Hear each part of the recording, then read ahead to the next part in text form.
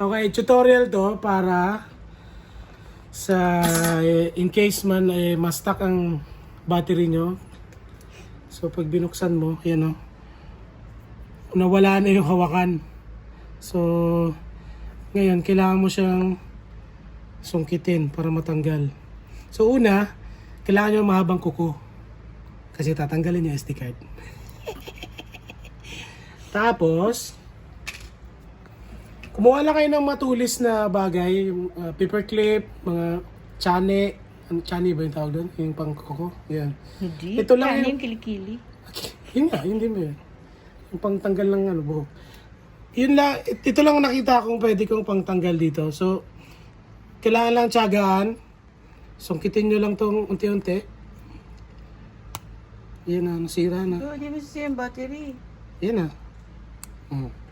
Yan na. So, tanggal na.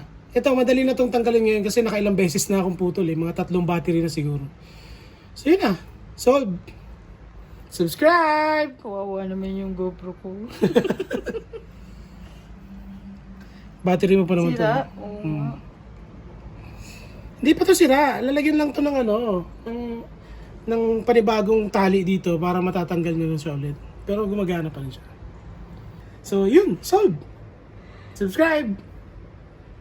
Share. And like. Comment.